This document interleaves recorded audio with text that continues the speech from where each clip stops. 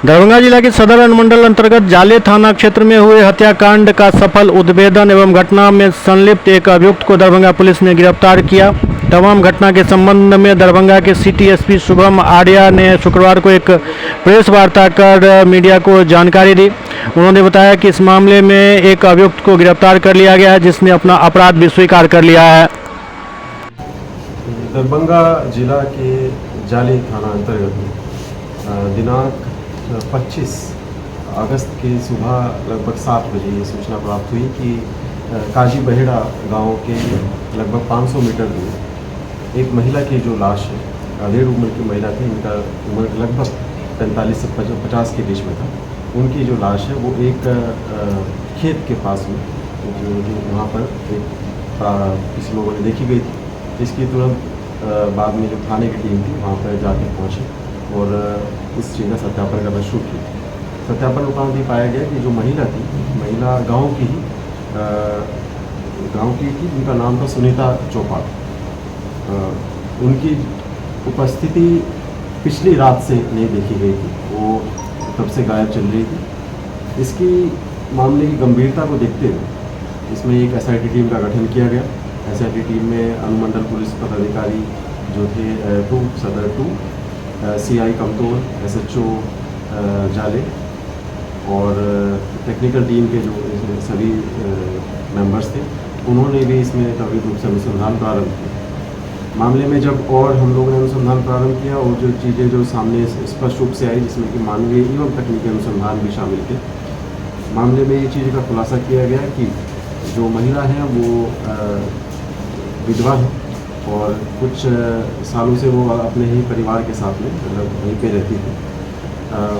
महिला का ही जो संबंध था वो अपने ही गांव के कुछ लड़कों से हो गया था। इसमें कि जो एक लड़के का जो नाम सामने आया है, उसका नाम आया मोहम्मद शहनवाज।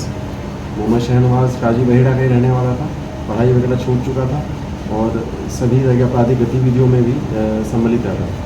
इससे पहले भी जो होली में सांप्रदायिक रूप से एक मामला हुआ था, उसमें भी उसकी संलिप्तता पाई गई। इस महिला के साथ में उस अभियुक्त शहनवाज का संबंध बना। महिला ने उसको कई बार ये भी बोला कि हमारे साथ में आगे का जैसे आप संबंध हमेशा बनाते हैं, लेकिन शादी वगैरह उस तरह से कुछ नहीं करने की बात है। और इस संबंध में उससे बात भी बोली गई तो शहनवाज ने इस चीज़ को सिरे से निकालते हुए ये बात बोला कि नहीं, तुम मुझे परेशान नहीं करो क्योंकि मेरी शादी कहीं और पे तय हो गई। ये जो पूरा वाक़या है लगभग कई महीनों तक चला। जेल से छूटने के बाद जब शहनवाज वापस आया तो महिला फिर से उससे बात करने लगी, लेकिन वो मृतक महिला को बोलने लगा कि नहीं, हमसे थोड़ा दूरी बनाओ। इसी क्रम में कई बार फिर भी उनके बीच में जो संबंध है वो स्थापित हुआ। लेकिन मामले में जब अब देखा जाए तो कुछ महीनों पहले से इनके बीच में जो है बातचीत होनी बंद हो गई। घटना के कुछ हफ्तों पहले से ये शहनवाज महिला के इस कंडक्ट से इसलिए परेशान होने लगा क्योंकि उन्हें लगता था कि महिला कहीं और जाके किसी को बता देंगी अगर, तो मेरी शादी जो है जो यहाँ पे कहीं और जगह लगी हुई है उसका वो टूट जाएगी। इसी संबंध में जब उनसे और पूछताछ की गई तो उन्होंने इस चीज़ का खुलासा किया कि इसी भय से हमने एक प्लान बनाया। प्लान के अंतर्गत उसमें एक जो एक बाज़ार है, बाज़ार में जब उस महिला से वो मिला तो उसको बुलाया कि आज हमें इस समय पे यहाँ पर मिलना। उसी समय ही बाज़ार से इसने एक रस्सी भी खरीदी और उस रस्सी से खरीदी और शाम में जब महिला वहाँ पर उस स्थल पर आई तो जैसे ही मौका इसने देखा, मौका मिलते ही इसने महिला का पहले एक गर्दन को झटके से मोड़ दिया, जिससे कि वो बेहोश हो गई और अचेत अवस्था में गिर गई।